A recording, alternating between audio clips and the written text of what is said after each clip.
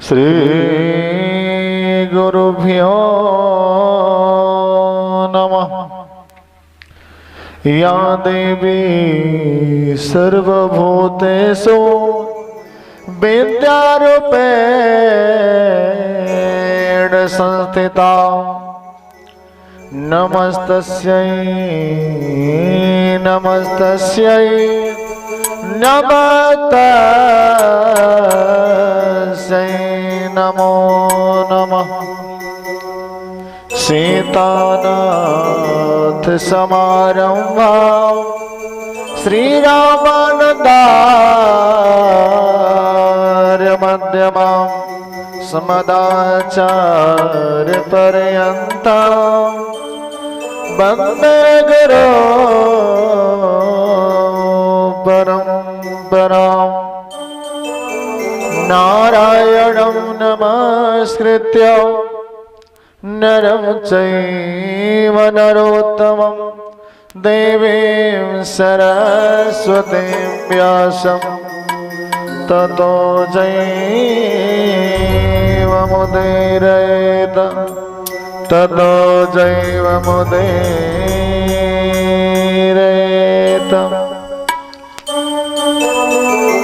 नारायणं ततो जैवमुदीरयेत्। ध्येयं सदा परिभवग्नमभीष्टदोहं तीर्थास्पदं शिवविरञ्चिनुतं शरण्यं भृत्यार्तिहं प्रणतिपालभवां दिपोतं वन्दे महापुरुषते चरणारविन्दं।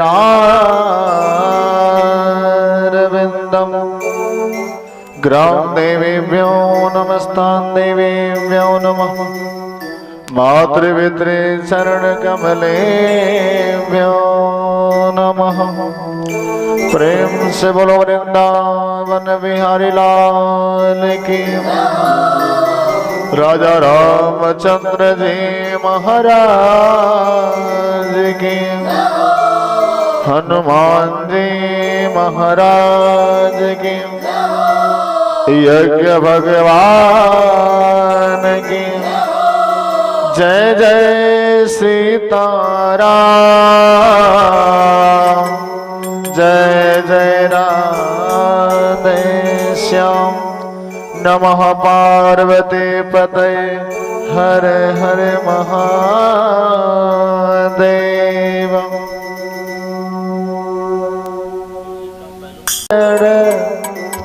नारायण नारायण श्रीमन्नारायण नारायण नारायण श्रीमन्नारायण नारायण नारायण श्रीमन्नारायण नारायण नारायण भगवन्नारायण नारायण नारायण भगवन्नारायण नारायण नारायण श्रीमन्नारायण नारायण नारायण श्रीमन्नारायण नारायण नारायण।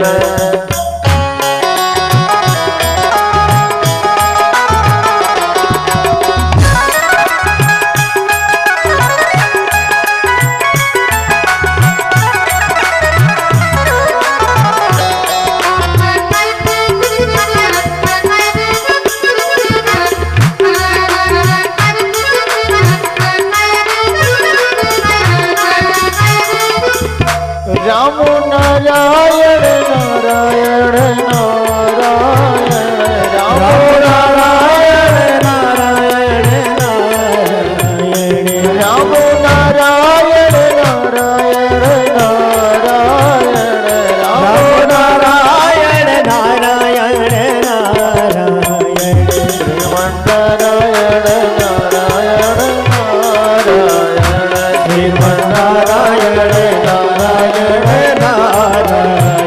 हरि बोल।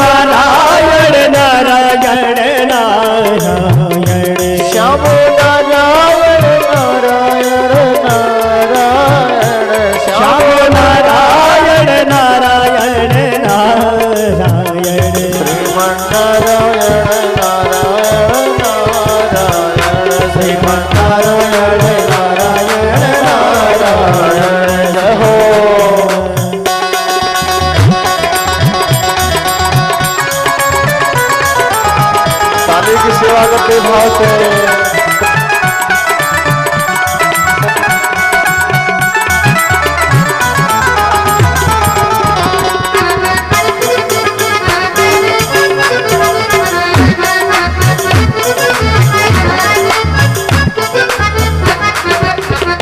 सीता नारायण नारायण नारायण सीता नारायण नारायण नारायण भगवान नारायण नारायण नारायण भगवान नारायण नारायण नारायण।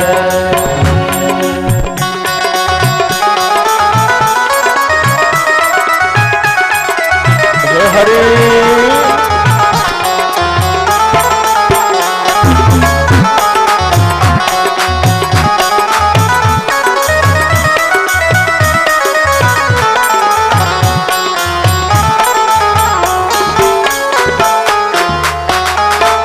राधा नारायण नारायण नारायण राम नारायण नारायण नारायण राधा नारायण नारायण नारायण राधा नारायण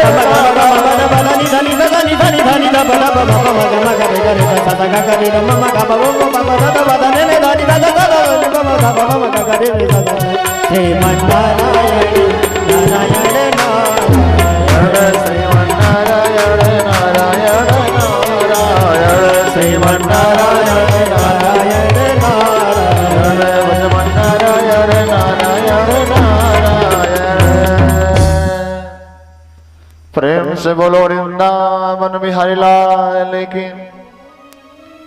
हम सब नारायण नारायण नारायण सब कोई नारायण नारायण नारायण। फिर सजनों भाव आए ज्ञान उत्पन्न हो तो पूरी दुनिया नारायण है। अहम ब्रह्मास्मि का आभास हो जाए तो हम खुद ब्रह्म हैं। फिर सजनों विश्व जो दुनिया आपके सामने परिलक्षित हो रही है, जिसको आप देख रहे हैं, विश्वम एव विष्णु, ये दुनिया ही विष्णु है। भगवान विष्णु का व्यापक रूप विराट रूप ही दुनिया है। प्रिय सज्जनों कहा जाता ईश्वर सत्यम जगन मिथ्या एको हम द्वितीयो नास्ति। वह भगवान जो हमारा है वह अकेला है, एक है, उसके अलावा कोई दूसरा है नहीं। तो दुनिया कहां से आ गई? जब एक ईश्वर ही दुनिया में है, उसके अलावा और कुछ नहीं है, तो दुनिया कहां से आई? सज्जनों समय आने पर भगवान अपने रूप को विस्तार दिए, अपने रूप को विस्तृत कर दिए। भगवान का विस्तृत रूप ही दुनिया बनी। सज्जनों भगवान इस दुनिया का रचना अपने उदर से ही किए, ठीक वैसे ही जैसे मकड़ी को आप सब देखे हैं।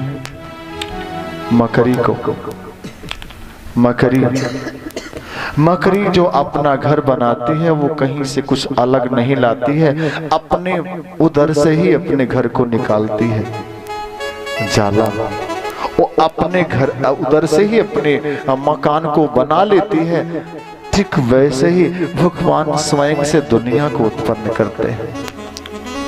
प्रियजनों जब भगवान स्वयं से दुनिया को उत्पन्न किए तो दुनिया कोई और तो नहीं हुई ना, दुनिया के रूप में भगवान ही तो आए।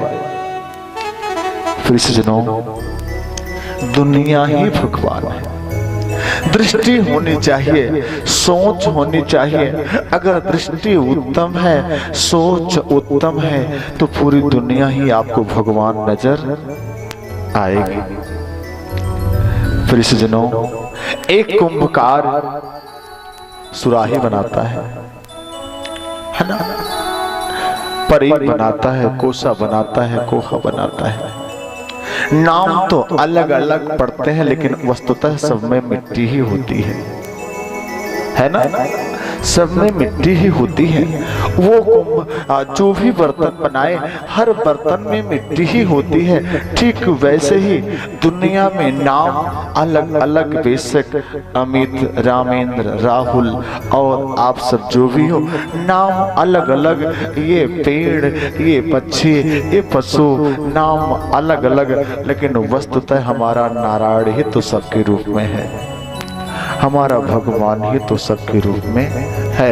हरि व्यापक सर्वत्र समाना, ये हरि ही पूरी दुनिया में व्यापक है, समान रूप से विस्तृत है। प्रेम से बोलो वृंदावन बिहारी लाल की। आप सब सुंदर भागवत कथा सुन रहे हो। भागवत में 12 स्कंद और 335 अध्याय है। ये भागवत भगवान का रूप है। मैंने कहा दुनिया भगवान की रूप है, भागवत भी भगवान का रूप है। प्रिय सज्जनों, सृजाम में तपसी वेदम, वृषा में तपसा पुनः, विभर में तपसा विश्वम वीर्यम विश्व सृजम तपा। भगवान कहते हैं सृजाम में तपसे वेदम, मैंने दुनिया का सृजन किया। ग्रसाम में तपसा पुनः, समय पर पुनः दुनिया को मैं ग्रहण कर लूंगा। समय आने पर दुनिया को प्रकट करता हूँ और समय आने पर दुनिया को मैं ग्रहण कर लेता हूँ। ये भगवान कहते हैं। अगर सज्जनों ये भाव सबके अंदर पुष्ट हो जाए तो कौन किसके साथ बैर करे? कोई किसी के साथ बैर ही नहीं करेगा। बोले सब तो एक है, दुनिया में अलग कौन है? प्रेम से बोलो वृंदावन बिहारी लाल की। ये भागवत भी भगवान का रूप है। जो मैं कह रहा था, ये भागवत का पहला स्कंद जो है भगवान का दक्षिण चरण दाहिना पैर है। पहला स्कंद भगवान का दाहिना पैर, दूसरा स्कंद भगवान का बामा पैर और दक्षिण भुजा। सज्जनों, तृतीय स्कंद दक्षिण भुजा और चौथा स्कंद बाम भुजा है, बाया हाथ है सज्जनों भगवान का। पंचम स्कंद दक्षिण उरु सज्जनों, छठा बाम उरु, सातवां दक्षिण पाड़ितल सज्जनों दाहिनी हथेली। अष्टम दक्षिण वक्षस्थल, नवम वाम वक्षस्थल, 10वां हरि, 10वां हृदय है, 11वां ललाट और 12वां वाम पाड़ी तल। ये भागवत के अलग अलग जो 12 स्कंद भगवान के सुंदर स्वरूप हैं। प्रेम से बोलो वृंदावन बिहारी लाल की। सज्जनों, सुंदर तुलसी बाबा 1-2 चौपाई लिखे हैं। आइए इन चौपाइयों के माध्यम से आगे बढ़ते हैं। क्या ईश्वर अंश जीव अविनाशी, ईश्वर अंश जीव अविनाशी, ईश्वर अंश जीव अविनाशी, ईश्वर अंश जीव अविनाशी, ईश्वर अंश जीव अविनाशी, चेतन अमल सहज सुख राशि, चेतन अमल सहज सुख राशि, चेतन अमल सहज सुख राशि। तुलसी बाबा कहते सज्जनों, ईश्वर अंश जीव अविनाशी, चेतन अमल सहज सुख राशि। यह ईश्वर का अंश जो जीव है यह अविनाशी है, इसका विनाश नहीं होता। पर मास्टर साहब हम कहते हैं विनाश किसका होता है? किसका विनाश होता है? आप किसी एक वस्तु को लेकर देख लो, आप उसे खत्म कर पाओगे? किसी को चाहो खत्म कर पाओगे? आप कहोगे मैं पेड़ को खत्म कर दूंगा। आप उसके रूप को बदल सकते हो पर खत्म नहीं कर सकते हो। आपकी औकात नहीं, किसी की औकात नहीं खत्म करते किसी भी वस्तु को। आप पेड़ को काट डालोगे, छोटा छोटा करके जला डालोगे, राख हो जाएगी। राख को कहां ले जाओगे? राख को जमीन में डाल दोगे, मिट्टी हो जाएगी, सड़ के मिट्टी कहां ले जाओगे? कहां ले जाओगे? अरे खा लोगे मिट्टी को, निकलेगा वो, खत्म नहीं कर पाओगे। दुनिया की किसी भी वस्तु को आप खत्म नहीं कर सकते, केवल रूप बदल सकते हो, खत्म नहीं कर सकते, क्योंकि वह भी ईश्वर का अंश है, वो कभी खत्म होने वाला नहीं है, वो भी ईश्वर का अंश है। एक एक कण, एक एक चीजें जो आप देख रहे हो सब ईश्वर का अंश है, किसी को आप खत्म नहीं कर सकते। भगवान आने पर उसे ग्रहण कर लेंगे, समय आने पर, बाकी आप बदल सकते हो पर खत्म नहीं कर सकते हो। प्रेम से बोलो वृंदावन बिहारी लाल की। महाराज सूत जी कहते हैं व्यास जी के यहाँ भगवान शंकर के अंश से सुखदेव जी उत्पन्न हुए। भागवत में सुखदेव जी के विवाह की चर्चा तो नहीं है, लेकिन देवी भागवत में है कि सुखदेव जी के विवाह हुई थी, उनके पास लड़के भी हुए थे। ध्यान देना, कई पुस्तकों को आप पढ़ेंगे तो कथाओं में कुछ अंतर आपको लगता है, कुछ कथाओं में भेद नजर आता है। ऐसे में संतों ने कहा है कि अगर कथाओं में कुछ आपको अंतर नजर आए तो मान लेना ये किसी और कल्प की बात है। हमारे राम जी कई कल्पों में अवतार लेते हैं, कई बार अयोध्या में अवतार लेते हैं, एक बार नहीं। सजनों, कैसे तुलसी बाबा कहते हैं नाना भांति राम अवतारा, नाना भांति राम अवतारा, नाना भांति राम अवतारा,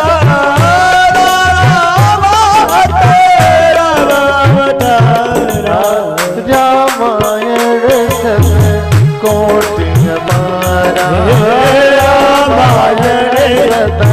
कोटि हमारा, रामायण सतकोटि हमारा। नाना भांति राम अवतारा, रामायण सतकोटि अपारा। सतकोटि, हाँ ना, सैकड़ों करोड़ों रामायण है, एक दो रामायण नहीं है, करोड़ों बार राम जी का अवतार हो चुका है, करोड़ों बार रामायण लिखी जा चुकी है। रच महेश निज मानस राखा। सजनों, तो ये अगर कथाओं में कुछ आपको अंतर महसूस हो पुराणों के, तो मानना है किसी और कल्प के अवतार की चर्चा है। देवी भागवत में है सुखदेव जी के विषय में, पितृणाम शुभकाम कन्याम पीवरीं नाम सुंदरीं सुखस्यकार पत्नीम योग मार्ग स्थितो पीवाम। पितृणाम शुभगाम कन्याम पीवरीम नाम सुंदरीम।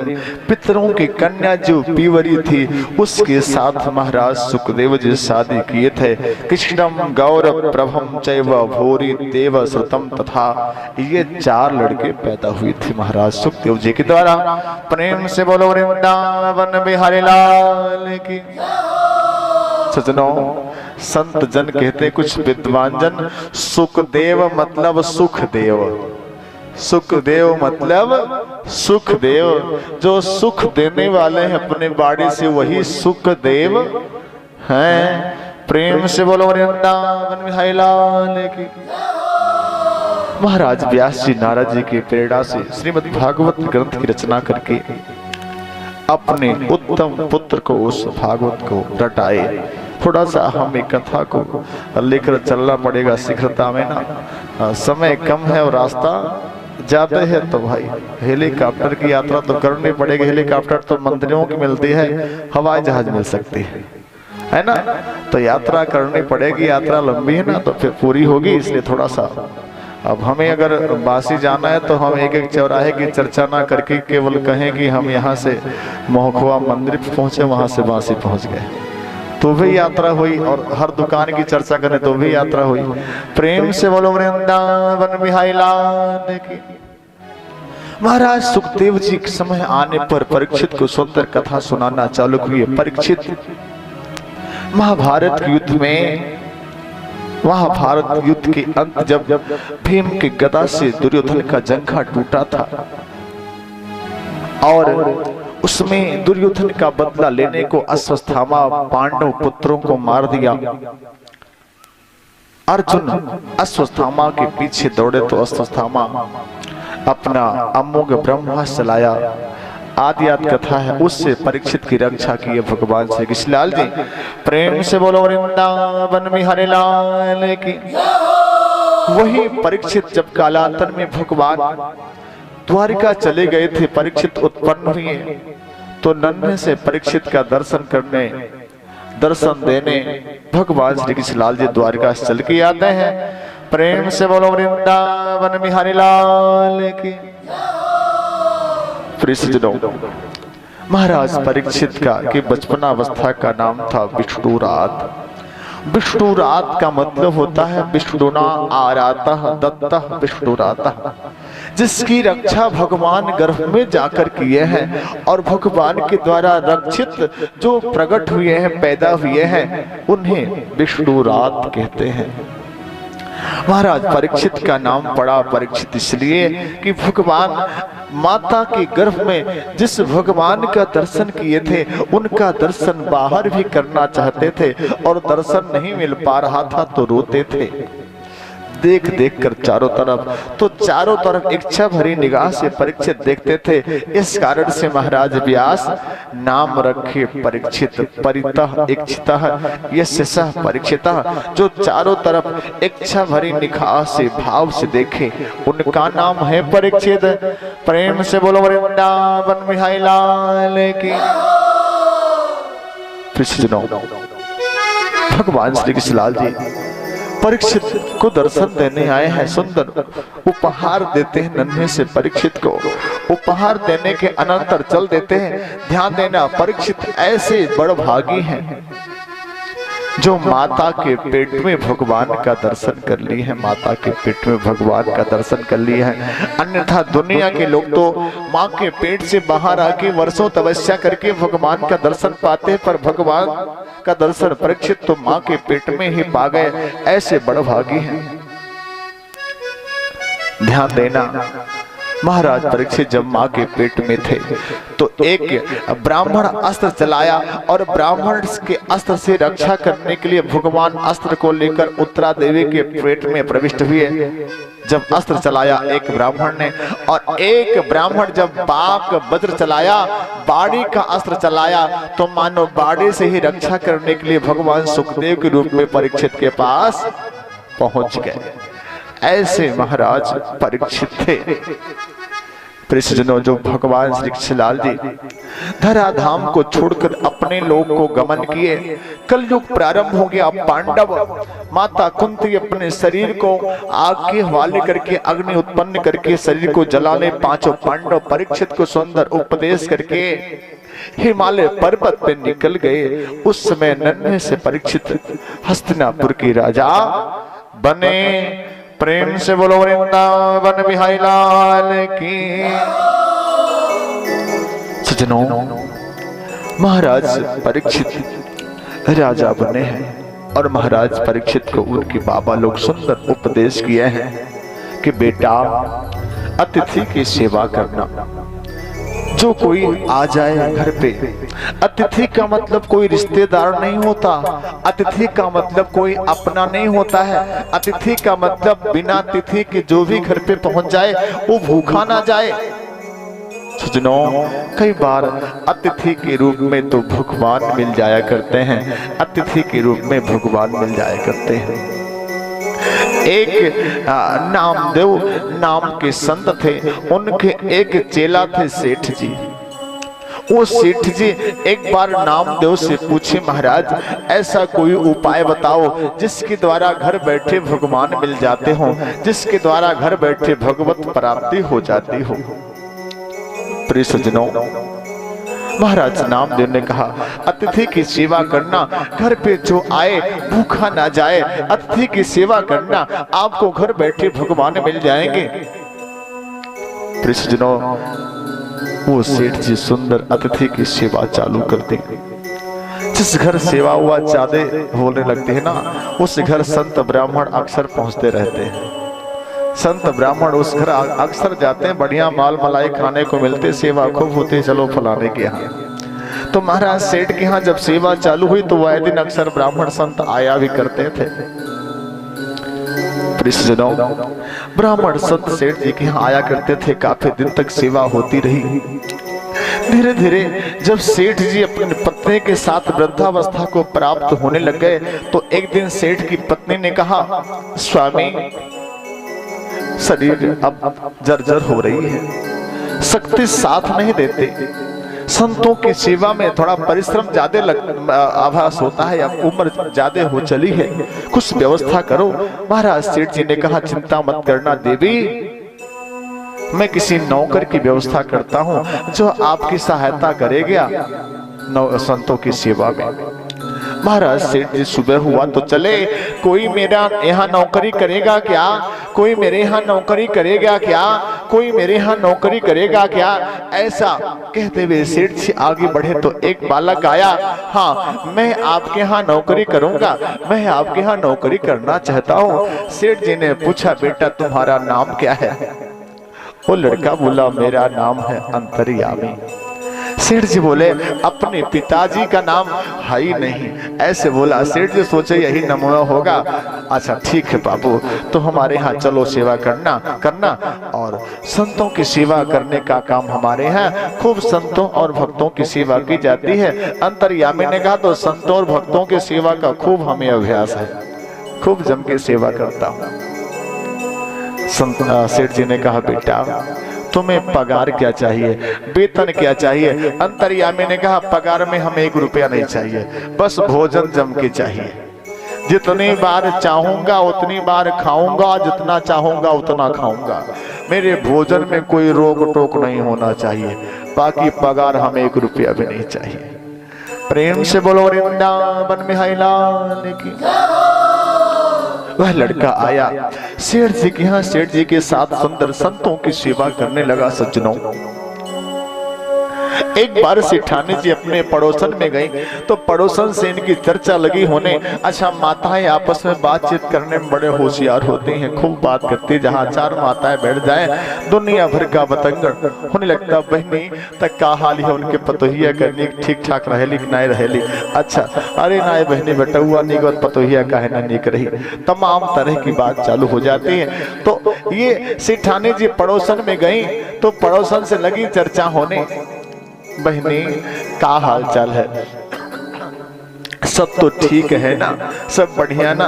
तो सेठानी जी बोले, सब तो ठीक है, लेकिन वही एक अंतर्यामी खूब खाता है, एक बार में कम से कम 10 टिक्कर खाता है, कम से कम दिन भर में 10 बार खाता है, हाँ, कम से कम 4-6 बार तो आटा लगाना पड़ता उसी के लिए, दिन में यही परेशानी, बाकी सब कुछ ठीक ठाक है।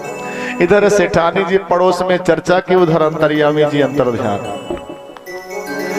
शाम हुआ, सेठ जी बिना अंतर्यामी के भोजन नहीं करते थे। आज शाम को सेठ जी भोजन करने बैठे, पुकारे, बेटा अंतर्यामी आओ, तो अंतर्यामी हो तब ना आए, आज अंतर्यामी है ही नहीं, आए कहां से?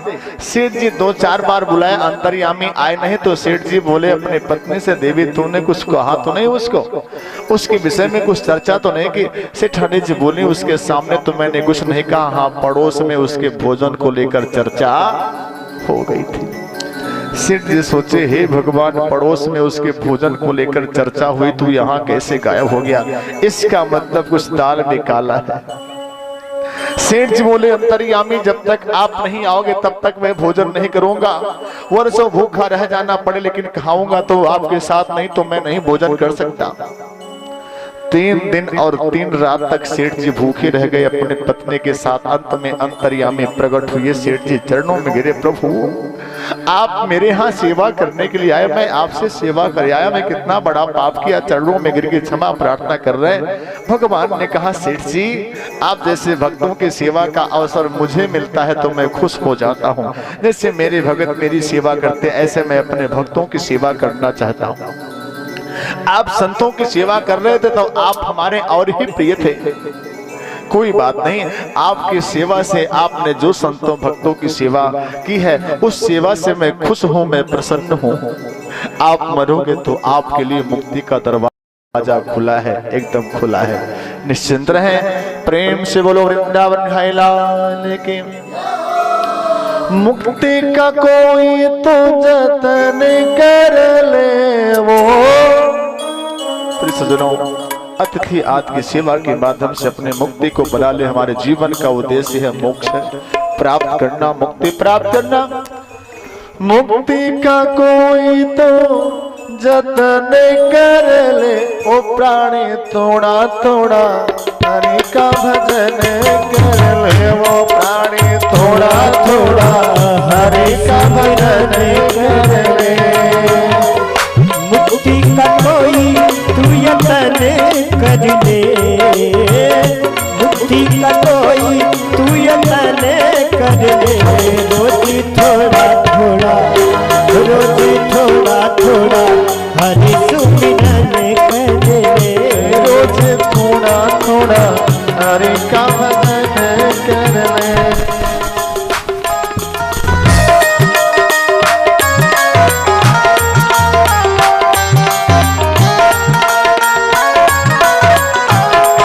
हे हरि, ताली की सेवा भाव से।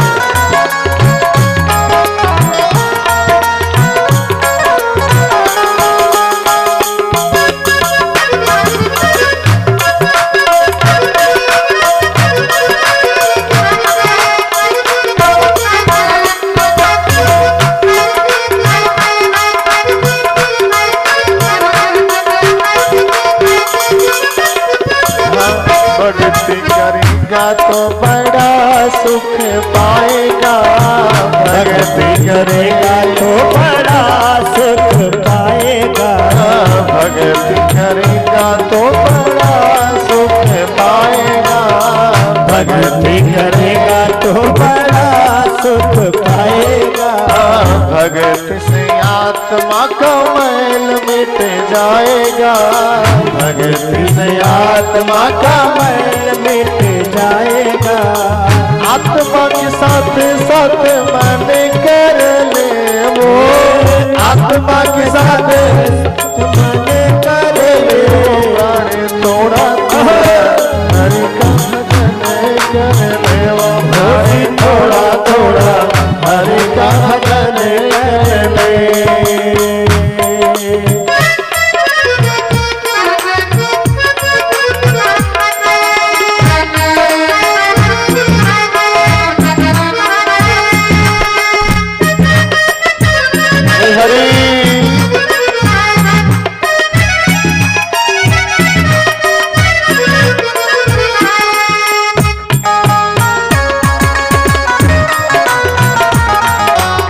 ताली की सेवा करते हैं भाव से।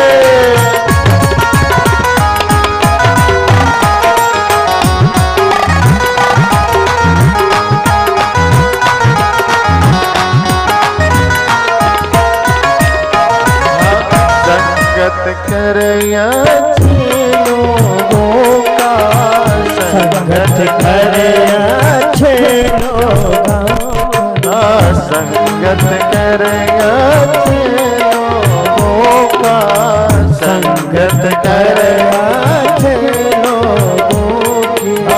दवा मिल जाएगा सभी रोगों का, दवा मिल जाएगा सभी रोगों का। जिंदगी का अपने चमन कर ले, जिंदगी का अपने चमन कर ले। रोज थोड़ा थोड़ा हरि का भजन कर ले, रोज थोड़ा थोड़ा हरि का भजन कर ले। प्राणी थोड़ा थोड़ा हरि का भजन कर ले, प्राणी थोड़ा थोड़ा हरि का भजन कर ले। प्रेम से बोलो वृंदावन। तुम्हारा परीक्षित के बाबा लोग बोले, बेटा अतिथि की सेवा करना, घर में कोई आ जाए तो वापस भूखा ना जाए। सजनों, दूसरा उपदेश किए कि आए शरण तजहु नहीं कहे काहूं, चरण में जो पड़ गया हो क्षमा प्रार्थना करता हुआ गिड़गिड़ाता हुआ, कोटि विप्र बध लागहि जाहूं, आए शरण तजहि नहीं काहो। करोड़ों विप्र का वध करके क्यों ना आया हो, लेकिन शरण में गिर गया हो तो उसे क्षमा करना। तीसरा उपदेश करते हैं, आंखों के सामने कभी पाप होते मत देखना। ध्यान देना, आपके आंखों के सामने कभी पाप हो तो बस चले पाप को रोक देना, ना बस चले तो आंख बंद करके वहां से चले जाना, लेकिन खड़ा होकर आंख के सामने पाप होते मत देखना, नहीं देखना चाहिए। महाराज परीक्षित के राज में सारी जनता सुखी है, किसी को भी किसी तरह की कोई कमी नहीं है, कभी अकाल नहीं पड़ता, उनकी जनता भूखू नहीं पड़ती। ध्यान देना, कभी सूखा पड़ गया तो कभी बाढ़ आ गई, कभी भूकंप आ गया, अभी ग्लेशियर टूटा, तमाम सारी जनता मरी। ध्यान देना, प्रकृति आफत तभी लाती है जब हम बुरा करते हैं, हम गलत करते हैं। जब मानव समाज गलत करता है तो हमारी गलतियों का परिणाम प्रकृति आपदाओं के रूप में हमें देती है। ये जो भी अकाल पड़ता है ये सब हमारे ही कार्यों का परिणाम है। महाराज परीक्षित की राज में ऐसा कुछ भी नहीं था, सारी जनता परम श्रद्धावान भक्ति भाव से संपन्न, आज के लोगों की तरह से नहीं कि अगर नौटंकी नाच खड़ी हो जाए और नचनही स्टेज पर नाचने लग जाए तो 70 साल का बूढ़ा भी चश्मा लगा के पहुंच जाएगा देखने, है ना। संभव होगा तो उस दिन अपने बाल को भी काला कर लेगा, आंखों पर काला काला चश्मा भी पहन लेगा, लेकिन नाच देखने जरूर जाएगा। प्रेम से बोलो वृंदावन बिहारी लाल की। महाराज परीक्षित की राज में ऐसा कुछ नहीं था, सारी जनता भक्ति भाव से संपन्न थी, गायों के स्तनों से दूध अपने आप गिरते थे, सुंदर वृक्षों में फल लगते थे, सुंदर मौसम आता था, समय पे सुंदर फसलें उत्पन्न होती थी। उनके राज्य में कोई चोर नहीं थे, उनके राज्य में कोई डाकू नहीं थे। एक कवि कहता, ऐसा वो हुकूमत नपुंसक है, ऐसा वो हुकूमत नामर्द है, जिसकी हुकूमत में दंगाई दंगा करके निकल जाए उस पर सजा ना हो। एक कवि कहता है, अगर दंगाइयों पर तेरा बस नहीं चलता तो सुन ले ऐ हुकूमत हम तुझे नामर्द कहते हैं, सुन ले ऐ हुकूमत हम तुझे नामर्द कहते हैं। प्रिय सज्जनों, आज के नेता तो सिर्फ वोट मांगने के लिए आते हैं, वादा लंबा लंबा करते हैं, परीक्षित जैसा काम कुछ नहीं करते। एक बार एक माता जी के घर एक नेता पहुंच गया, बोला मैया वोट दो विकास होगा, मैया वोट दो विकास होगा। मैया ने कहा तुम बहुत झूठ बोलते हो, ऐसे पिछली बार आए थे और कहे थे वोट दो विकास होगा, वोट दो विकास होगा, हुई बिटिया। प्रेम से बोलो वृंदावन बिहारी लाल की। नेता इनकर नाम है ये कलयुग के कलयुग। कुछ सुना दे आपको, आज के परिवेश में बड़े बड़े सत्य कविताएं हैं और आधुनिक कविता ही है, कोई बहुत पुराना नहीं है, तो सुन ले। नेता इनकर नाम है ये कलयुग के कलयुग, बगुला भगत बने फिरे बड़े भयंकर जीव, बड़े भयंकर जीव झारी कुर्ता पर जाकेट, बिना बिलट के साफ करे जनता के पाकेट। कहे एशियन, कोई नेता इसमें हो तो हमारी बात पे क्षमा करेगा। कहे एशियन कबीराई इंडियन वोटर चेता, 100 वोटर के बीच आजकल 90 नेता, 100 वोटर के बीच आजकल 90 नेता। अंतरी मंत्री ने साहब सूबा, इनके घर बड़ी गरीबी है, ये उन्हों से हाथ लगावे न जी इनकर बड़ा करीबी है। ये उन्हों से हाथ लगावे न जी इनकर बड़ा करीबी है, ऊपर से लेकर नीचे तक के कर कितना गुणगान करी है, कुल कुंवन में है भांग परी। प्रेम से बोलो वृंदावन बिहारी लाल की। महाराज परीक्षित की राज में और ध्यान देना, थाने से लेकर विधायकी सांसदी तक स्वतंत्र होकर वोट देना चाहिए। अगर आप 100 रुपया भी वोट के पीछे ले रहे हो तो आप बहुत बड़ा पाप कर रहे हो। आप स्वयं को तो ठग रहे हो, अपने देश को ठग रहे हो। वह हर व्यक्ति 1 रुपया ही क्यों ना ले वोट के पीछे, वो देश का गद्दार है, वह देश का गद्दार है, वह अपने घर का गद्दार है, अपने गांव का गद्दार है, अपने क्षेत्र का गद्दार है, अपने देश का गद्दार है। अगर 1 रुपया भी वोट के पीछे ले रहा है, अगर प्रधान और नेता आजकल आपको कहे 1 समोसा खा लो मेरे हाथ का, तो अच्छा मानना, तो खाना नहीं, बोलना तुम जीत के आओ, खिला देना मैं खा लूंगा, पर अभी तुम्हारे हाथ से खाने वाला नहीं। ध्यान देना, वोट जिसे हम मत कहते अपना विचार है, अपने देश का विचार है, देश को विकसित करने की भावना है। देश को विकसित करने की भावना आपके वोट के साथ जुड़ी होती है। आप उस भावना को किसी पैसे से बेचो नहीं, किसी पैसे पर बेचो नहीं, अपने विचार को किसी पैसे पर बेचो नहीं। स्वतंत्र होकर वोट दो, नहीं तो इस देश के नेता अली बेच देंगे, गली बेच देंगे, धरा बेच देंगे, गगन बेच देंगे।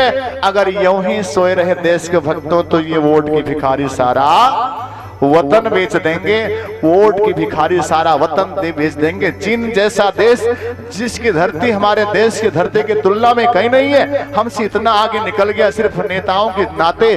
प्रेम से बोलो वृंदावन बिहारी लाल की। महाराज परीक्षित सा उत्तरस्य कन्याम उपयमे इरावती, उत्तर की कन्या महाराज इरावती से शादी करते हैं और इरावती से शादी करने के अनंतर 4 बच्चे पैदा करते हैं। सबसे बड़े बच्चे का नाम है जन्मेजय। महाराज परीक्षित सुंदर राज करते हैं, इनकी उम्र बढ़ रही है तो अब संतों के बीच सत्संग करने जाते हैं, अपना वेश बदल के जाते हैं।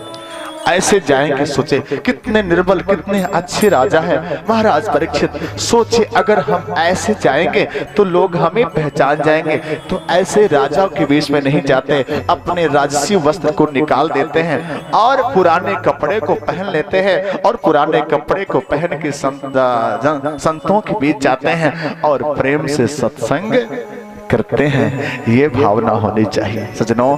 परीक्षित जैसा राजा कब मिलेगा। और छोटी से छोटी बातों को लेकर तुरंत हल्ला कर दिया जाता है। ये सांप्रदायिक है, ये सांप्रदायिक है। कक्षा 1 की पुस्तक में गा से गणेश पढ़ाया जाए तो लोग कहेंगे तो सांप्रदायिकता फैल रही है, तो कक्षा 1 की पुस्तक में गा से गणेश ना पढ़ाओ, गा से गधा पढ़ाओ, तब सांप्रदायिकता नहीं फैलेगी। प्रेम से बोलो वृंदावन बिहारी लाल की। सज्जनों, महाराज खूब संतों की सेवा करते। महाराज परीक्षित संतों के बीच जाते, संतों की सेवा करते। बैठो संतों में जाके, मन को भजन में लगा के, राम मिल जाएंगे, श्याम मिल जाएंगे, राम मिल जाएंगे, श्याम मिल जाएंगे, राम मिल जाएंगे, श्याम मिल जाएंगे। जय हो।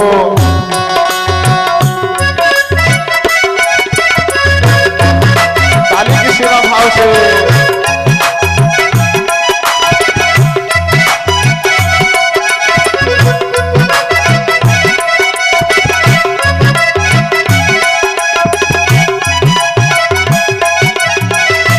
ताली की सेवा।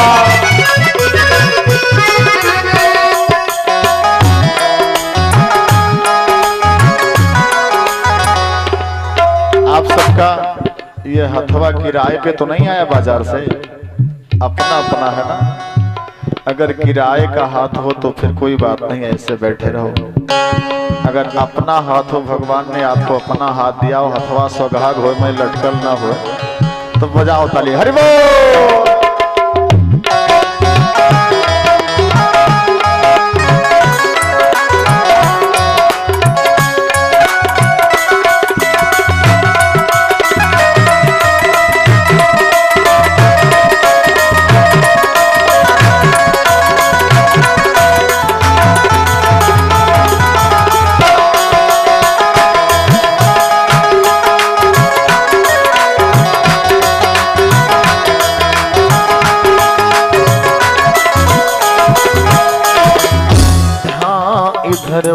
क्या देखे बम्बे तेरा मन मंदिर है। इधर उधर क्या देखे मंदिर तेरा है मन मंदिर। जो तेरे मन में बैठा है वो तेरा ईश्वर है। जो तेरे मन में बैठा है वो तेरा ईश्वर है। सच्ची लगन तू लगा ले, सच्चे लगन तू लगा ले, उनको हृदय में बसा ले, उनको हृदय में बसा ले। राम मिल जाएंगे, श्याम मिल जाएंगे, राम मिल जाएंगे, श्याम मिल जाएंगे।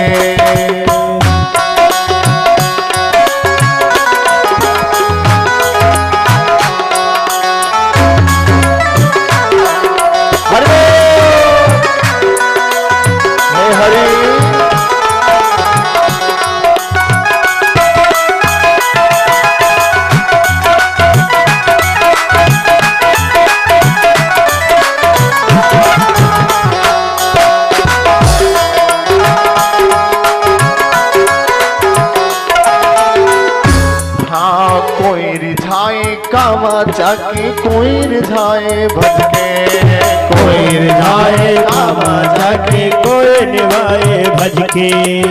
सजनों, आप अयोध्या जाते हो, वाराणसी जाते हो, वृंदावन जाते हो, ना जाने कहाँ कहाँ जाते हो। इस समय गजहड़ा में आ जाओ, राम जानकी मंदिर पे। गजहड़ा राम जानकी मंदिर को आपको अयोध्या मिल जाएगा, आपको वाराणसी काशी मिल जाएगा।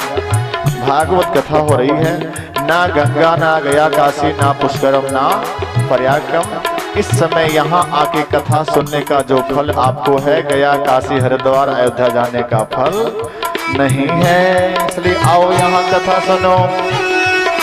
कोई रिझाए काबा जाके, कोई रिझाए भजके, कोई रिझाए काबा जाके, कोई निभाए भजके।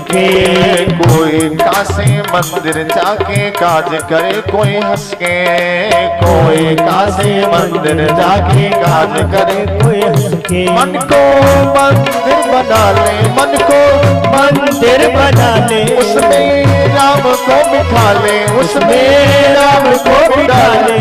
राम मिल जाएंगे, श्याम मिल जाएंगे, राम मिल जाएंगे, श्याम मिल जाएंगे, राम मिल जाएंगे, श्याम मिल जाएंगे, राम मिल जाएंगे, श्याम मिल जाएंगे, राम मिल जाएंगे, श्याम मिल जाएंगे। तो महाराज परीक्षित संतों के बीच जाते सत्संग करते और अपने प्रजा का पूरा देखभाल करते, अपने प्रजा को अपने संतों के, अपने संतान के समान मानते थे महाराज परीक्षित। तुलसी बाबा अपने रामचरितमानस में एक सुंदर चौपाई लिखे हैं क्या?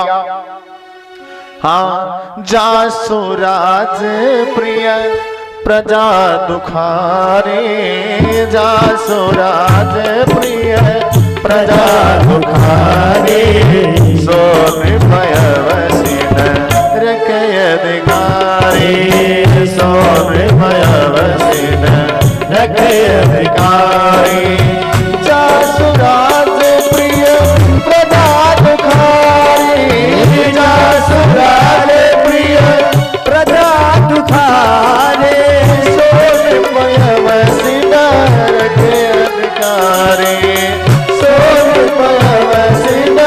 रखय अधिकारी, जासुराज प्रिय प्रजा दुखारे, जासुराज प्रिय प्रजा दुखारे, सो निर्भय वसीन रखय अधिकारी, सो निर्भय वसीन रखय अधिकारी। तो जासुराज प्रिय प्रजा दुखारी, सो नृप अवश्य नरक अधिकारी। जिसके राज में प्रजा दुखी हो, उस राजा का नरक होता है, वह नरक जाने का अधिकारी है। ऐसा तुलसी बाबा ने स्पष्ट लिखा है। महाराज परीक्षित जी एक बार रथ में सवार होके सुंदर शिकार एक धुन रुद्र में विचरन मृगयाम मिने जब अतः परीक्षित कुरजांगले बसत गलिम प्रविष्टम निज चक्र वर्तते। महाराज परीक्षित जब रथ में सवार होकर शिकार करने को निकले तो क्या देखते हैं, कलिम प्रविष्टम निज चक्र वर्तते, उनके क्षेत्र में कली प्रवेश कर चुका है।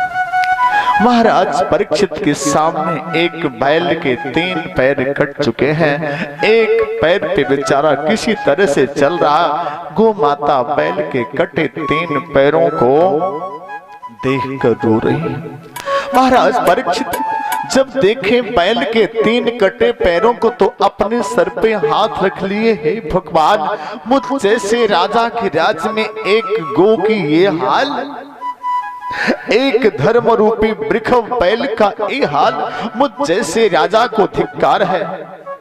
बताओ महाराज, बैल देव से पूछते हैं, परीक्षित जी आपके 3 पैरों को किसने काटा, आपके 3 पैरों को काटने की हिम्मत किसने की, किसी राजा परीक्षित का डर नहीं है, बताओ मैं उसे दंड दूंगा। वो बैल कह रहे हैं, राजन मैं किसका नाम लूं, हमारे 3 पैर कट जरूर गए हैं, लेकिन संभव है मेरा कोई पाप रहा हो किसी जमाने का। आखिर मेरा 3 पैर कटा है तो संभव है किसी समय का मेरा अपना पाप रहा हो। ऐसे में मैं अगर किसी का नाम लेता हूं तो अच्छा नहीं होगा। तुलसी बाबा कहते हैं कि बिना पाप के किसी को परिणाम मिलता नहीं है।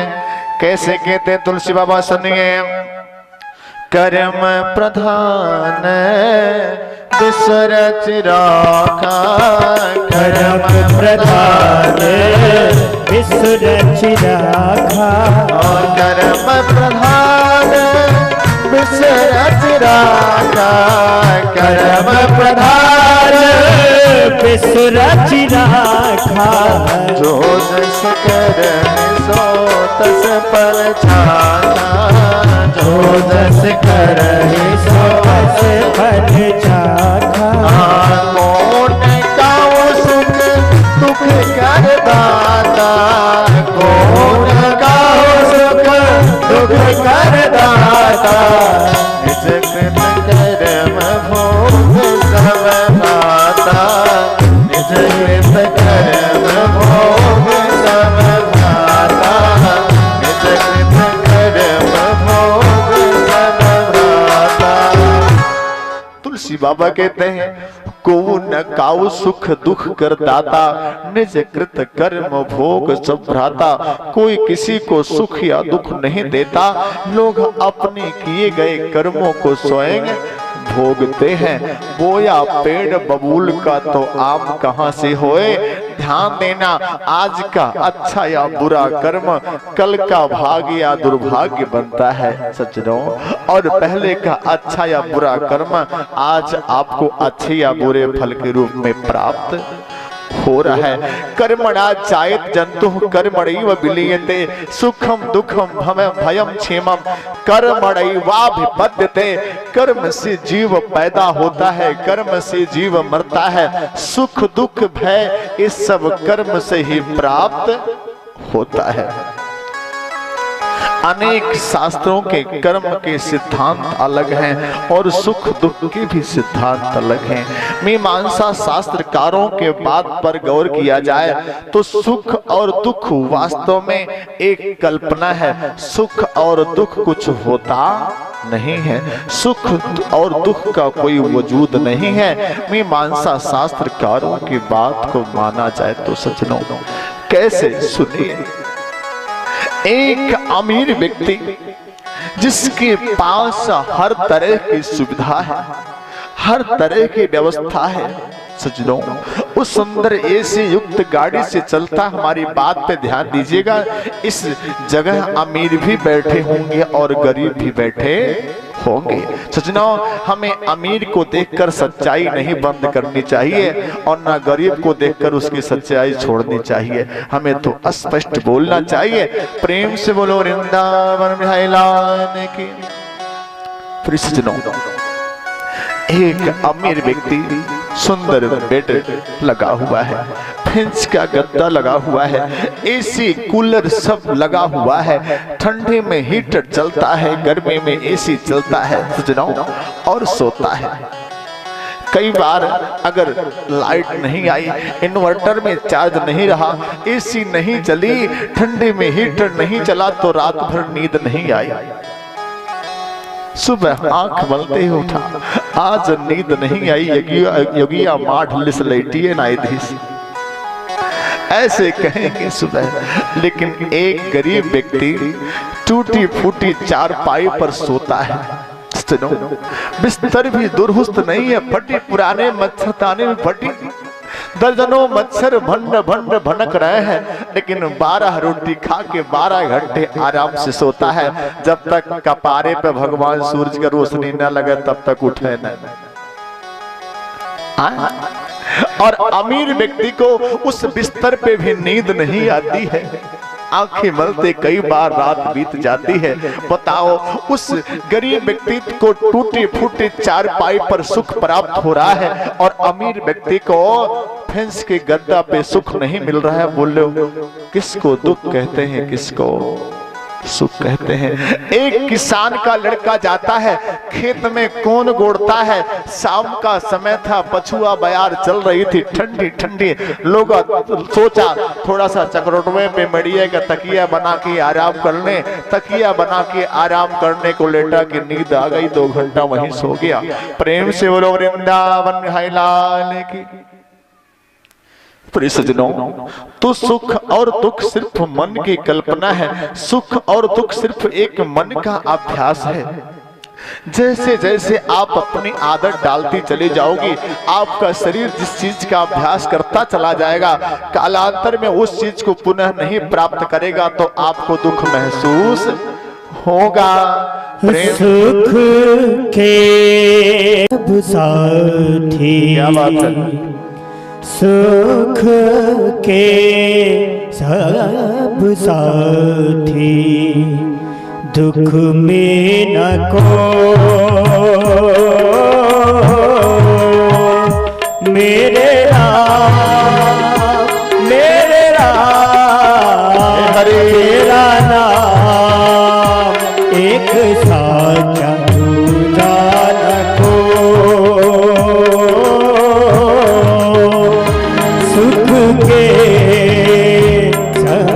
साथी दुख में न को।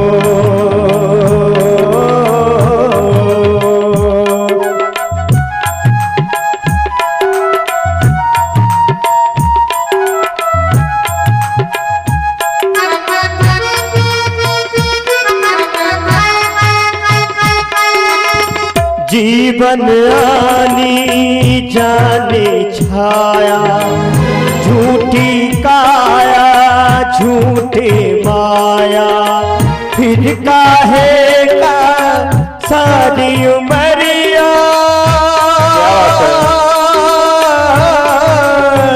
फिर काहे का सारी उमरिया, पाप की कठिनी ढोए, सुख के सब साथी दुख में न को।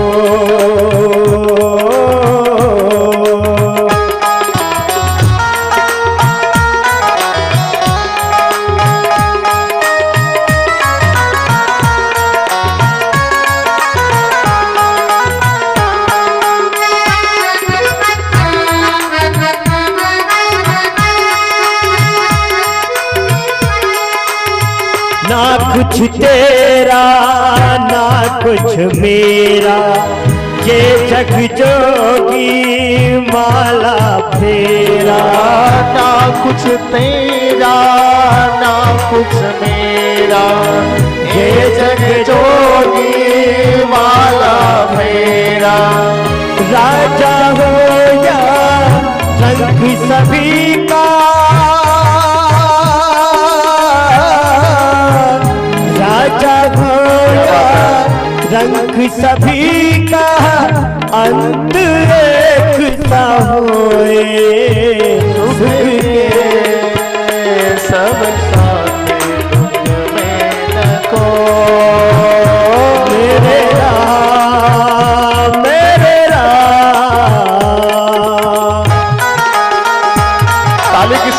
पास सभी लोग।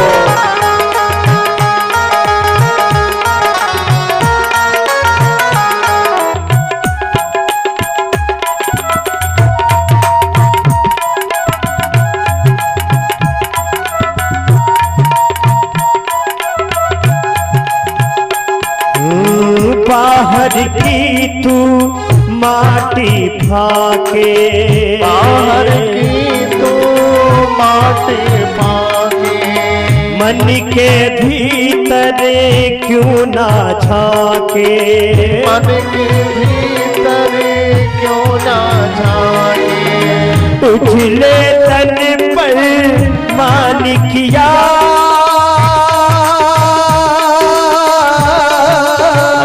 उजले तन पर मानिकिया और मन की मैल न धोए, सुख के सब साथी दुख में न खो, सुख के सब साथ दुख में न खो। मेरे राम तेरा नाम एक साथ दूजा न को। बोलो वृंदावन बिहारी लाल की जय हो। प्रिय सज्जनों, तो वास्तव में जो मैं कह रहा हूं आप सबसे, सुख और दुख एक अभ्यास है। जैसे आप अभ्यास करते चले जाओगे ना, अगर आपको आराम ऐश का अभ्यास पड़ गया, आपकी शरीर अच्छी अच्छी चीजें खाने की आदि बन गई, तो किसी दिन अगर आपको नमक चावल मिला तो आपको दुख होगा। लेकिन अगर आप जीवन में आप नमक चावल खाने का अभ्यास डाल दिए, टूटी फूटी चारपाई पे सोने का अभ्यास डाल दिए, तो आपको बहुत अच्छी चीजों की चिंता भी नहीं रहेगी। प्रेम से बोलो वृंदावन बिहारी लाल की। प्रिय सज्जनों, सुख और दुख दोनों मन पे निर्भर करता है, मन से आप कैसा सोचते हो। एक उदाहरण मैं आपको दूं। कोई पिता अपने संगी साथी के साथ एक बार 12 बजे रात को अपने घर पहुंचे। पिताजी पत्नी से बोले कि देवी सुनती हो, ये मेरे संगी साथी आए हैं, जरा अच्छा अच्छा भोजन बना के इन्हें खिलाओ। अब पत्नी से पिताजी कहेंगे अच्छा अच्छा भोजन करा के खिलाओ। रात में तो पत्नी भून रहे भगवान यही रहती है, मैं और सवेरे आयल होता। अब बताओ, इन्हें खाली फरमाइश करेगा अब हम खाई। अब मन ही मन घुरमुसा थे न तरे रथ ने आखी, जैसे तने आड़े दिखाए तैसा घुरे कैसो घुर के रोई धोई के अपन बनैली, बनाए बनाए कैसो रोई गाय के खियली। हाँ, खियाए पिया सुतली। हाँ, बड़े दुखे बड़े परेशानी से। और वही कि एक हफ्ता बाद उनके भाई आए गए ना 12 ना 1 बजे रात में। अब तो खुश हो गए, हमारे भाई हो, ये हमारे वीरन हो, क्या बात है। अब तो अपने भाई करते गोजिया रे, गुलगुला रे, पकौड़ी रे, कचौड़ी रे बनाता रहती है में। हाँ, ध्यान देना, पति का साथी आया तो दुख और अपना भाई आया तो सुख। क्यों? मन में भाई था पर पति का साथी नहीं था। तो सुख और दुख दोनों मन के ऊपर भी निर्भर करता है। अब मन से कैसा सोचते हो सज्जनों, ऐसे रहस्यार्थ में सुख और दुख कुछ नहीं है। प्रेम से बोलो वृंदावन बिहारी लाल की। और सज्जनों, वेदांतियों की बात को माना जाए तो भगवान श्री कृष्ण लाल जी गीता में स्पष्ट बोलते क्या? नैनम छिंदति सहस्राणि नैनम दहते पावका न चैनमो क्लेदयन्त्यापो न शोषयति मारुतः। वेदांतियों की बात को माने और भगवान कृष्ण के इस श्लोक को आधार बनाया जाए तो इस आत्मा को ना तो शस्त्र काट सकते हैं, हाँ, नैनम दहति पावका, न अग्नि इसे जला सकती है, हाँ, ना तो हवा इसे सुखा सकते हैं, ना तो पानी इसे घुला सकते इस आत्मा को सज्जनों। और हम और आप सब लोग आत्मा हो, आत्मा आत्मा हो। शरीर हम लोग नहीं है। जो लोग अपने शरीर को आत्मा मान बैठे हैं, जो लोग अपने शरीर को आत्मा मानते हैं, वो भूले में पड़े हैं। ये शरीर आत्मा नहीं है, आत्मा श्वास है। श्वास को मान सकते हो पर शरीर आत्मा नहीं है। प्रेम से बोलो वृंदावन बिहारी लाल की। ध्यान देना, अंगुली कट जाए, पैर कट जाए, फिर भी इंसान जिंदा रहता है, मतलब वो है अभी। शरीर अलग वस्तु है, आत्मा अलग वस्तु है। हम और आप आत्मा है, शरीर नहीं है। ऐसे में हम और आप लोग अगर आत्मा है, शरीर नहीं है, तो शरीर को बुखार हो, शरीर को रोग हो, शरीर को दोष हो तो शरीर को हमें क्यों चिंता? हमें क्यों चिंता, हमें क्यों परेशानी? शरीर कट जाए तो भी मैं रहूंगा, शरीर मर जाए तो भी मैं रहूंगा। मेरा किसी भी स्थिति में कुछ बिगड़ने वाला नहीं है। मैं आत्मा हूं सज्जनों। सुख और दुख शरीर को प्राप्त होता है। आत्मा को सुख और दुख परेशान ही नहीं कर सकते। ठीक वैसे जैसे कोई खरही जला दे, पैरा जिसको पुआल कहते हैं, कोई जला दे ऊंचा, और पुआल जला के कहे, मास्टर साहब कोई पुआल जला के कहे कि हम आसमान में जला दिए, आसमान जल गया? जल गया? केहू 4, 6, 10, 20 बाल्टी पानी ऊपर आप फेंक के कहे हम आसमान में भिजाए दे, आसमान भिज गया? भिज गया। जैसे पानी से आत्मा, जैसे पानी से हम आसमान को नहीं भिगो सकते, जैसे पुआल को जला के आसमान को नहीं जला सकते, ऐसे इस आत्मा को भी हम पानी से ना भिगो सकते, ना घुला सकते हैं, ना तो आग से जला सकते हैं। आत्मा निर्विवेद्य है और हम और आप आत्मा है, शरीर नहीं है। प्रेम से बोलो वृंदावन बिहारी लाल की। एक माता जी एक बार कहीं, पंडित जी अच्छा ही बताओ, एक बात आपसे पूछे थी। हमारे लोग बटुलिया में पनिया छोड़ीला और चौरा डारीला, चूल्हिया पे रखीला, निचवा लकड़िया जराईला। अब लकड़िया जब जराईला तो लकड़िया का अगिया बटुलिया में लगा, लेकिन चौरा काहे पाक जाला? हम काली माता जी कर कहे का मतलब का तो कहे चाहत हूँ, तो माता जी कहनी हमारा मतलब ही है कि बटुलिया में अगिया लागल तो चौरों में लागल। गर्मिया चौरों में पहुंचल तो बटुलिया में अगिया लागल, तो चौरों में गर्मिया पहुंचल तो चौरों पा गए। ऐसे दहिया के दुखा मिलल तो आत्मावा के नहीं मिलल। हम काली माता जी बुद्धि तो लगैलो, लेकिन थोड़ा थोड़ा सा भी पीछे पड़ा था। हम काली माता जी अच्छा ही बताओ, वहीं बटुलिया में तू कहा तू चाउर धे के पकावल जाए तो चौरा पाक जाए, लेकिन बटुलिया में पाथर छोड़ के पकावल जाए का पत्थरों पाक जाए? पत्थरों पाक जाए? चौरा तो पाक जाए माता, लेकिन पत्थरों पाक जाए? माता कहे पंडित जी पत्थरा तो नहीं पाकी। हमने कहा माता जी देखना, चावल और आत्मा में अंतर है। चावल का उदाहरण माता जी आत्मा से नहीं दिया जा सकता।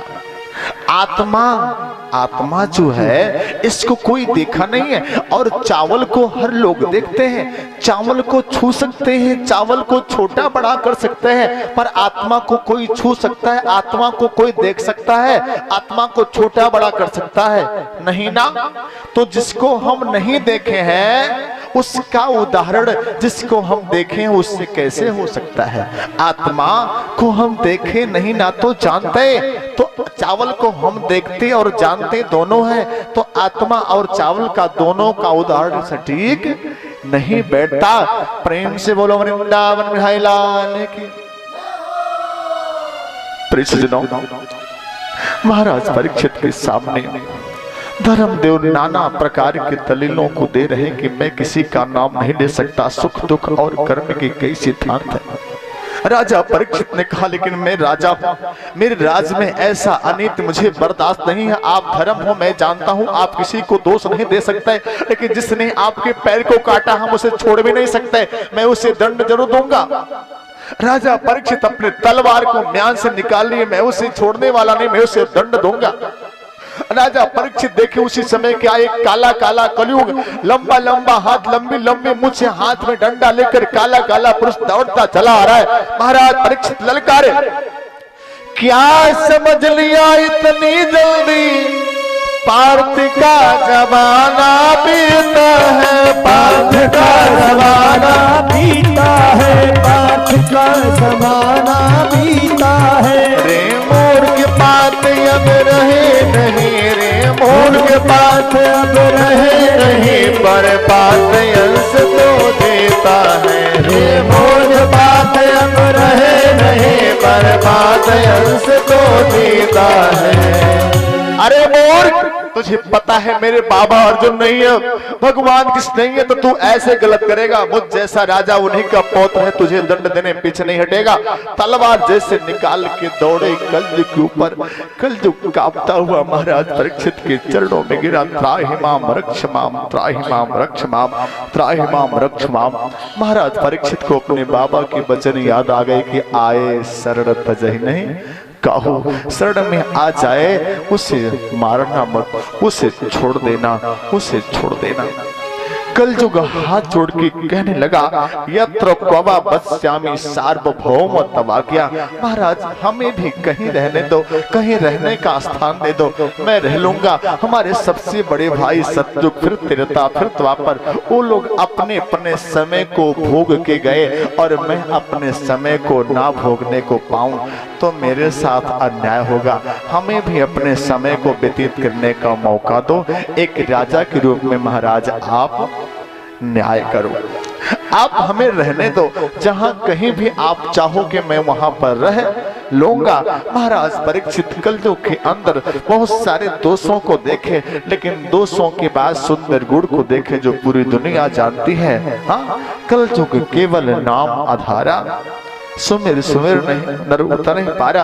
तो सज्जनों, ये कलयुग के अंदर गुण था कि भगवान के नाम की अनंत महिमा होगी, भगवान के नाम का अनंत फल होगा। इस कलयुग में, कलयुग के सुंदर इस गुण को देखकर महाराज परीक्षित, द्यूतम पानम स्त्रिया सोना यथरास अधर्मस चतुर्विदा, द्यूतम जहाँ जुआ खेला जाता हो, ऐ कलयुग में तुझे वहां पर निवास देता हूँ। कलयुग जहाँ जुआ खेला जाता हो तुम वहां पर निवास करो।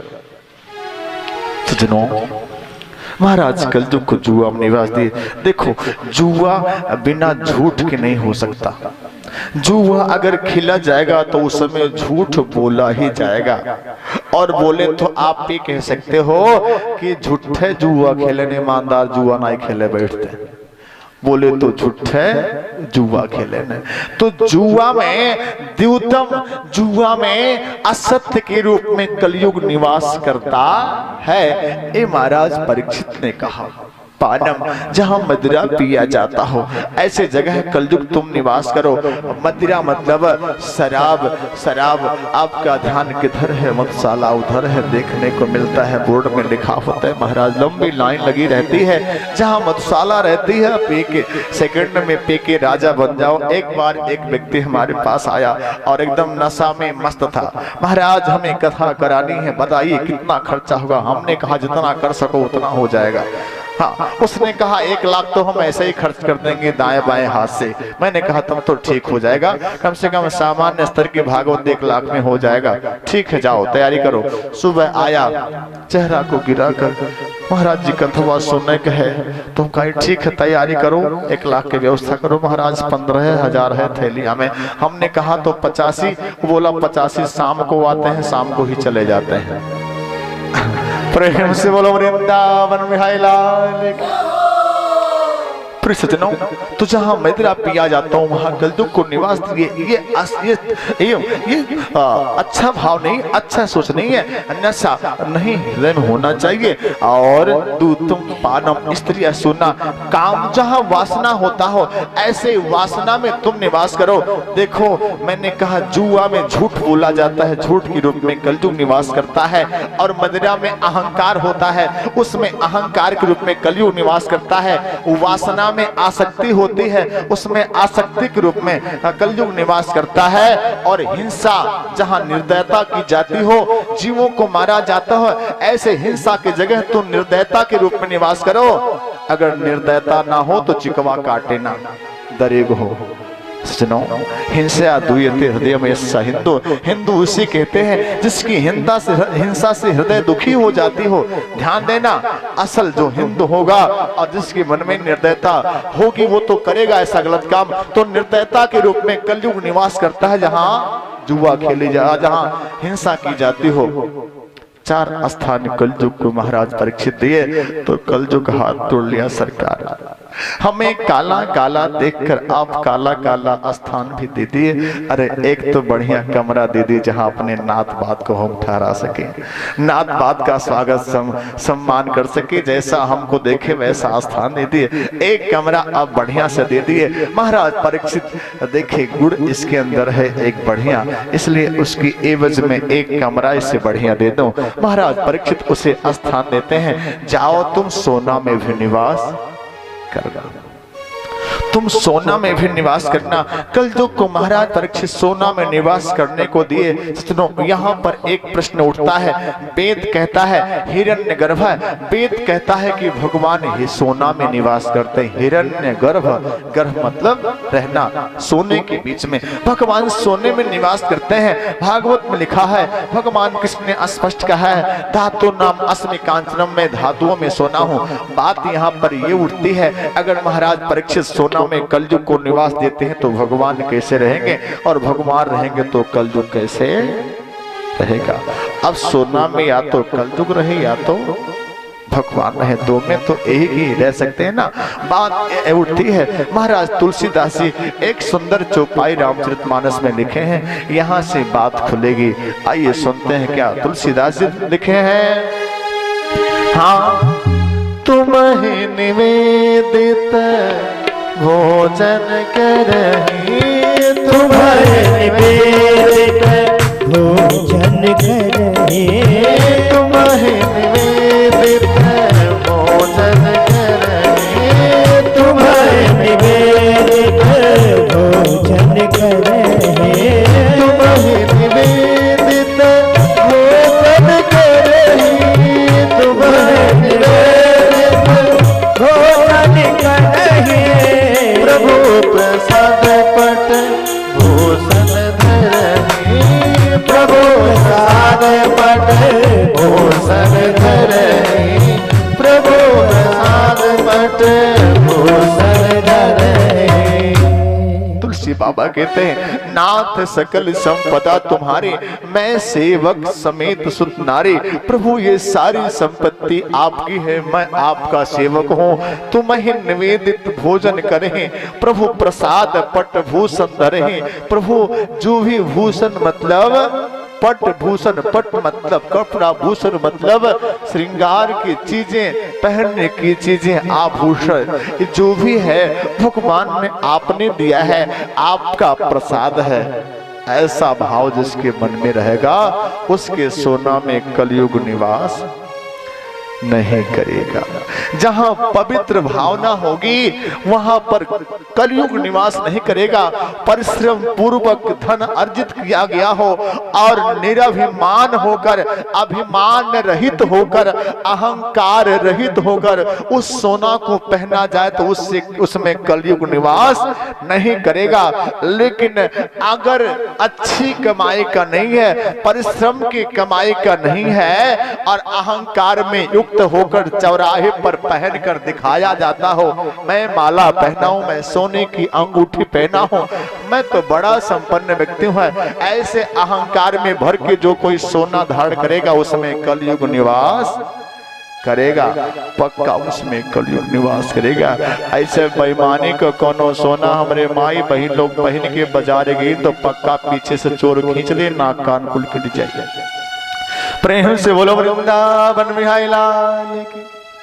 सजनों, तो भाव और परिश्रम जैसा हो उस सोने के पीछे उस तरह से कलयुग या भगवान निवास करते हो। सोना में कलयुग को निवास दिया महाराज परीक्षित, तो परीक्षित के मुकुट पे कलयुग सवार होकर उनकी बुद्धि को भ्रष्ट कर दिया। सजनों, यहाँ पर एक बात और है, क्या तो परीक्षित का वह सोना भी नंबर 2 का था? जी था। एक संत ने कहा वो सोना राजा जरासंध का था। महाराज परीक्षित के बाबा भीम जरासंध को मारे भगवान कृष्ण के साथ, उसके मुकुट को लेकर आए जबकि उसका बेटा नहीं चाहता था। उस मुकुट को लाके खजाने में जमा किए।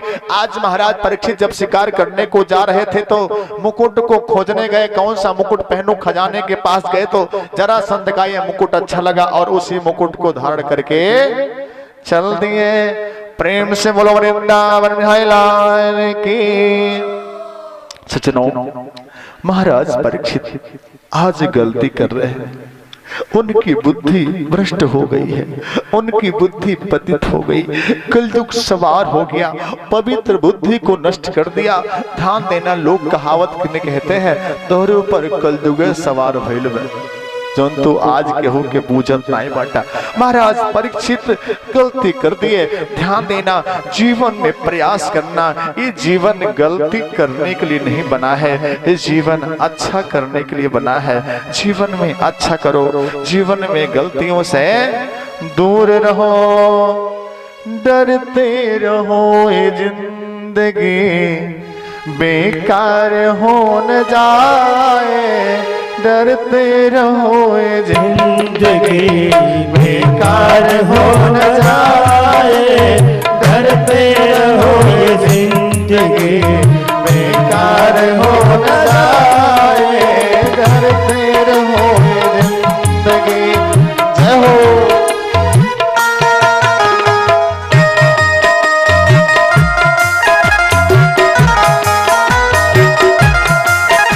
ताली की सेवा।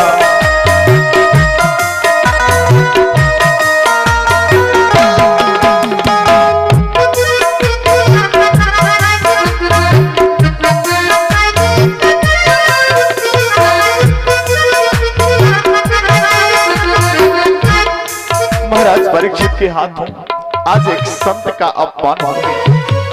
ध्यान देना, गाना कहता है सपनों में किसी देव का अपकार हो न जाए, सपने में किसी देव का अपकार हो न जाए, डरते रहो ये जिंदगी बेकार हो न जाए, डरते रहो ये जिंदगी। जय हो।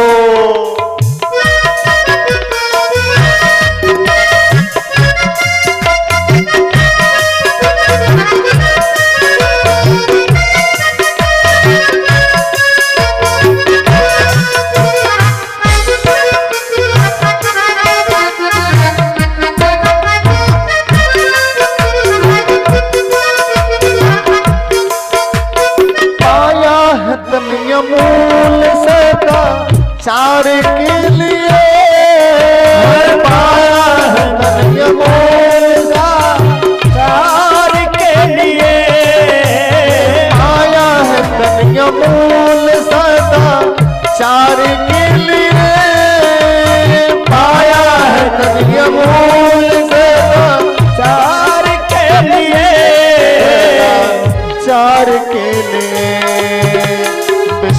में फंस के कहीं आना, किसियों में फंस के कहीं आना, चार हो न जाए, डरते रहो ये जिंदगी बेकार हो न जाए, डरते रहो ये जिंदगी। जय हो।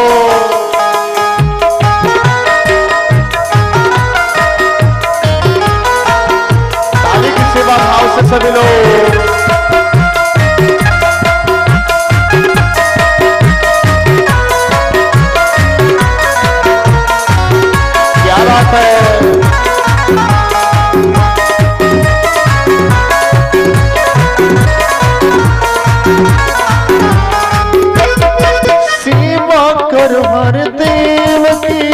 शुभ कर्म और बदन सेवा करो देव की सेवा बदल सेवा करो हर देव की शुभ कर्म और बदन सेवा करो सब देव की शुभ कर्म और भजन कर्म और भजन इतना भी करके कहिए इतना भी करके कहिए इतना भी करके कहिए कार्य हो न जाए डरते रहो ये जिंदगी बेकार हो न जाए डरते रहो ये जिंदगी बेकार हो न जाए। ताली की सीमा भाव से